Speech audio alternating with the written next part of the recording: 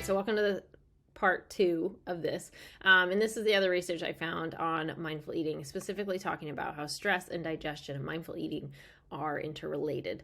So this is the paper that I'll mostly be going over, and I just want to illustrate really one point, but it was really fascinating to look at it in this context. For me, real world experience with clients and experience with myself and mindful eating, this greatly improves your digestion because it kind of forces you to lower stress. And we'll talk about why that happens. But first of all, I wanted to point out their definition of mindful eating, because in research you have to define everything. So for them, they defined mindful eating as the act of eating while being in a state of non-judgmental awareness, shifting one's attention to the food, mind, body connection.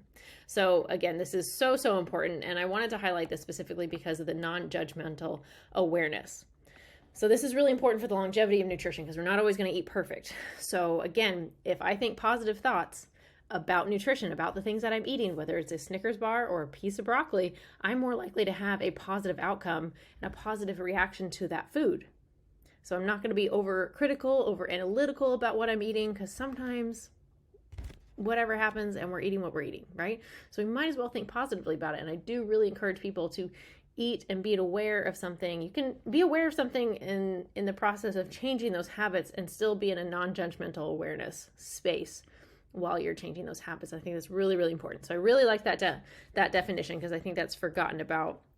We overemphasize the part of like chewing our food, not overemphasize, but we're chewing our food, we're taking a deep breath and all these other really positive practices, but there's still that judgment in the back of someone's head of like, I shouldn't be eating this, or I ate too much or whatever. Just try to quiet those voices as best you can and truly work towards that definition of mindful eating.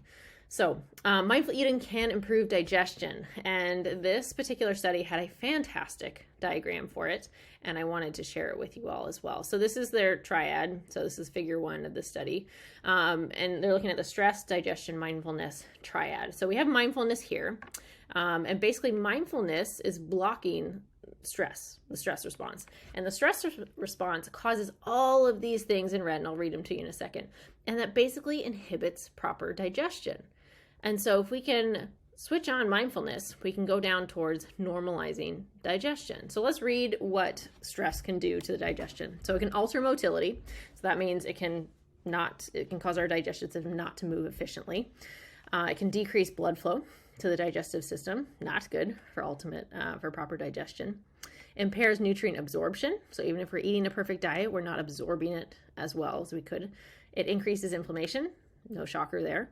Decreases serotonin production. So that's a hormone that's very important for feeling happy and good and positive and all that. And it's created in your gut.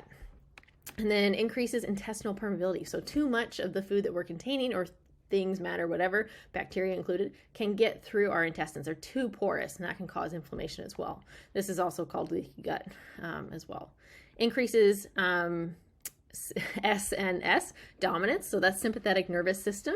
And that's the nervous system that is switched on when we are stressed, when we're running from a lion, etc. Fight or flight is what that's essentially called. So it increases that dominance of our nervous system. Not good for digestion. Decreases CNS innervation, decreases ENS innervation. So those nervous systems are really important for talking to the digestive system and helping, basically make it function more optimally.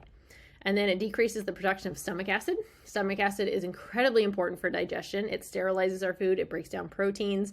And if we can't secrete it, we're not breaking down our food as efficiently as we can, then we're probably not absorbing it as well. And just it kind of goes downhill from there. So not a good thing. And then it impairs vagus nerve activity. And your vagus nerve is very important for, again, signaling digestion to do those things that it needs to do, move the intestines at a regular basis, secrete the right enzymes and things like that, etc. So if we look at mindfulness here, so 1, it reduces and improves all these red things. And then here it promotes PSNS, so rest and digest dominance, modulates stress response. So again, it kind of turns off that fight or flight response and promotes that rest and digest. And that's really important, because if we're in fight or flight, our blood flow, remember it said decreases blood flow to GI tract. Well, where does it go? our blood flow switches to our muscles. If we're running from a lion, I don't need to digest whatever's in my stomach at that moment. I need to shunt blood towards my extremities, my muscles, so I can run quickly and get away from this lion or fight off, a predator or whatever. So mindfulness forces us into the opposite setting of that, of rest, digest. This is also called feed and breed sometimes as well. And so it normalizes the peristalsis. And peristalsis is just the movement of our digestive system. So it moves the matter through our digestive system in a timely manner. Mindfulness also increases the enzymes, gastric juices, and bile production. All of those are important. And then improves nutrient absorption and assimilation, and again, promotes that rest and digest dominance. So this is really important. And this takeaway for this of like, Allie, what am I going to do after watching this?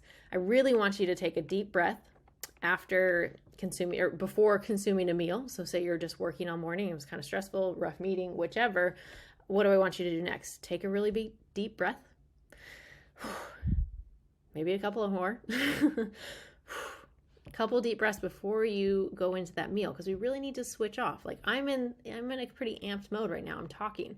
Now, if I'm going to go eat my dinner after this, I really need to kind of calm down a little bit, take a couple deep breaths, stop talking quite so fast if I'm going to digest it optimally. So that's the major takeaway of this, but I'm hoping that this really illustrates it in a powerful way, because a lot of people were running on this stress cycle for a really long time, and they're having all of these gut issues, and they're having all of these symptoms, and this is a really just easy piece. Say easy, simple. If we go with simple practice to add in. It doesn't really cost anything.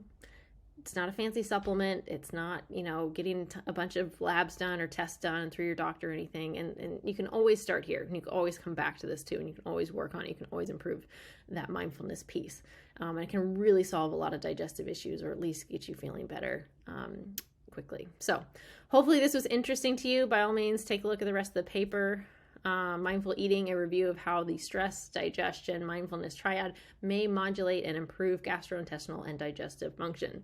So this was especially pointing at functional digestive disorders. So functional dyspepsia and irritable bowel syndrome specifically is what they were talking about. So check it out if you want to. Otherwise, I'll link it in here. But hopefully that was helpful. And remember those takeaways. Don't get too in the weeds with this, but take a deep breath before your next meal. Maybe put your fork down a little bit more often. Chill out before you eat. It'll be great. All right, let me know if you have any other questions on this, and I hope you have a wonderful day.